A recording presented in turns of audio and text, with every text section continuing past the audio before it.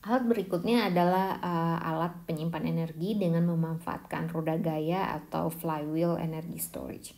Flywheel energy storage menyimpan energi dalam bentuk energi kinetik. Jadi flywheel atau roda gaya ini berputar ya dalam masa menyimpan energi. Yang terjadi pada saat pengisian adalah misalnya kita punya sumber energi dalam bentuk kincir angin ya di sini. Terus energi listrik dari kincir angin ini digunakan pada motor yang akan menggerakkan flywheel di sini ya. Jadi energi disimpan dalam bentuk energi kinetik di roda gaya ini. Jadi ini contoh yang lebih spesifik ya skematiknya. Pada saat energi masuk ya, pada saat energi masuk flywheelnya berputar ya, energi listrik dirubah menjadi energi kinetik. Kalau sudah penuh putarannya ya, jadi listriknya dimatikan. Jadi energi listrik tersimpan dalam bentuk energi kinetik. Kemudian jika energi ini akan dipakai, ya, ketika energi akan dipakai, generator di dalam flywheel ini akan mengubah energi kinetik yang dilepaskan oleh roda gaya ini menjadi energi listrik. Jadi ini ada skematik yang lebih detail lagi, lengkap dengan materialnya, ada magnetik, ada fiber, composite cylinder dan segala macam di sini. Salah satu keuntungan dari flywheel energy storage adalah alat ini tidak sensitif pada temperatur karena di dalam ini ya di dalam ini dia vakum gitu. Jadi pengoperasiannya tidak sensitif pada temperatur. Sehingga jika ada kendaraan listrik yang memakai flywheel energy storage, pengoperasiannya tidak akan terganggu ketika udara sangat panas atau sangat dingin. Ini berbeda dengan baterai yang performanya akan terganggu pada suhu yang sangat tinggi atau suhu yang sangat rendah. Tapi saya rasa ini tidak akan jadi masalah di Indonesia karena suhu kita ya tidak akan sepanas di Arab misalnya atau sangat dingin seperti di kutub. Jadi alat penyimpan energi yang lain adalah compressed air energy storage atau penyimpan energi dengan mengompres udara. Contohnya di sini sama lagi, misalnya ada energi listrik yang dihasilkan oleh kincir angin di sini, kemudian udara tersebut disimpan ya dengan menggunakan, kemudian udara yang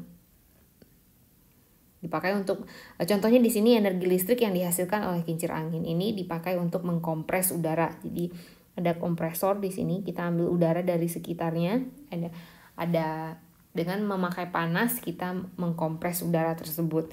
Kemudian udara yang terkompres tersebut disimpan di sini, yang nanti dapat dipakai untuk menggerakkan turbin yang dihubungkan dengan generator untuk menghasilkan listrik. Jadi kurang lebih seperti itu ya untuk compressed air energy storage. Kemudian alat penyimpan energi lainnya adalah baterai. Nanti kita ada 2 kali pertemuan untuk baterai. Jadi ini hanya berupa perkenalan saja. Bedanya baterai dengan alat-alat sebelumnya adalah baterai ini menyimpan energi dengan memakai proses kimia. Kalau hidraulik atau flywheel itu memakai energi kinetik. Kekurangan dari penyimpanan energi dalam bentuk energi kimia adalah efisiensi dari penyimpanannya. Pasti ada energi yang hilang dari waktu ke waktu. Seperti baterai HP Anda yang makin lama makin harus sering di-charge ya, dan juga makin cepat habis. Tapi keuntungannya adalah banyak energi yang disimpan dalam tempat yang lebih kecil sehingga mudah dipindahkan dan dibawa-bawa. Jadi tadi Anda bisa lihat ukurannya compressed air storage ini besarnya minta ampun ya. Terus flywheel ini juga tidak kecil alatnya. Jadi apalagi ini ya hydraulic pump storage ini sangat lokasinya juga harus dekat air gitu. Jadi kalau tidak ada air terjun kayak gini ya kita nggak bisa gitu. Jadi ada nilai lebih dan nilai kurangnya untuk masing-masing. Jadi ini adalah skema penyimpanan energi dengan baterai. Untuk dapat disimpan dalam baterai, energi listrik pertama tuh energi listrik ya mau dari kincir angin atau listrik yang dihasilkan dari gas alam atau batu bara. Pertama listrik tersebut harus dirubah dulu ke dalam bentuk DC ya, jadi memakai rectifier di sini. Terus kemudian disimpan dalam bentuk energi kimia dalam baterai. Dan kemudian jika ingin dipakai, jadi dia harus lagi dirubah menjadi DC menjadi AC lagi dengan memakai inverter. Jadi selanjutnya adalah fuel cell ya. Jadi topik ini juga akan kita bahas lebih detail nantinya. Tapi secara singkat fuel cell ini mengubah fuel atau minyak ya fuelnya ini dalam bentuk hidrogen, metana, propana atau metanol menjadi energi listrik melalui proses kimia. Jadi fuel cell ini mirip dengan baterai ya, menyimpan energi dalam bentuk energi kimia. Mirip dengan baterai, fuel cell juga punya 2 elektroda, ada positif dan negatif. Bedanya fuel cell ini ada fuelnya, sedangkan baterai enggak. Jadi salah satu keuntungan dari fuel cell adalah listrik yang dihasilkan nantinya itu polusinya sangat sedikit. Misalnya dengan menggunakan hidrogen fuel cell, produk sampingannya itu cuma air gitu, tidak ada lagi CO2 atau gas-gas aneh lainnya. Dengan menggunakan fuel cell ya, kita bisa memakai hidrogen seperti kita menggunakan minyak sebagai bahan bakar. Jadi dalam gambar ini dijelaskan sedikit ya. Jadi listrik yang kita dapat dari renewable, misalnya dari kincir angin lagi contohnya di sini ya. Jadi ada listrik yang dihasilkan di sini. Ini dapat dipakai untuk menghasilkan hidrogen ya. Jadi ini akan menghasilkan hidrogen melalui proses elektrolisis. Jadi elektrolisis ini adalah proses pemisahan molekulnya air menjadi H2 tambah O2 ya.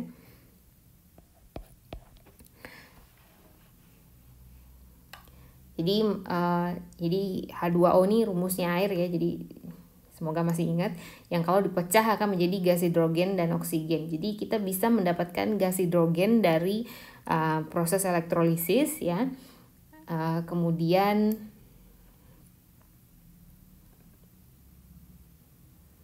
hidrogen ini bisa dipakai dalam berbagai macam keperluan, termasuk bisa langsung dipakai di IC engine atau di direct heating, dan juga bisa dipakai lagi ke fuel cell ya, sebagai fuel ya, dalam menghasilkan listrik kembali jika diperlukan. Jadi ini adalah contoh hidrogen ekonomi ya, namanya istilahnya hidrogen ekonomi, yang dimananya hampir semua teknologi itu senternya itu di hidrogen. Jadi yang produk samping dari pemakaian hidrogen ini adalah air, tidak ada CO2 atau greenhouse gases dan sebagainya. Jadi ini nanti juga akan kita bahas dengan detail waktu fuel cells. Tapi ada satu kekurangan hidrogen yang membuat hidrogen ini sulit dipakai sebagai bahan bakar, yaitu hidrogen ini mudah meledak. Jadi untuk memindahkan atau menyimpannya itu cukup sulit. Jadi kemudian yang terakhir faktor apa saja yang mempengaruhi pemilihan alat untuk menyimpan energi. Yang pertama adalah berapa banyak energi yang bisa disimpan oleh alat tersebut per unit berat atau volume. Jadi karena kadang tempat untuk menaruh alat penyimpan energi ini sedikit, sedangkan energi yang disimpan harus besar. Contohnya laptop ya, laptop makin lama makin tipis dan ringan, tapi permintaan konsumer juga baterainya harus tahan lama. Jadi sebagai engineer apa yang harus Anda lakukan? Baterainya harus diperkecil tapi harus bisa menyimpan energi dalam jumlah besar. Padahal untuk menyimpan energi dalam jumlah besar diperlukan baterai yang ukurannya besar juga. Jadi disinilah letak perannya material ya, material apa yang Anda pakai supaya performanya naik. Yang kedua, biaya. Jadi apa itu biaya pembuatan, perawatan, bahkan biaya pembuangannya, disposalnya. Yang ketiga, efisiensi. Apakah semua energi yang disimpan bisa dipakai semuanya? Jadi seperti yang saya sebutkan sebelumnya, ini dalam baterai itu ada efisiensi problemnya.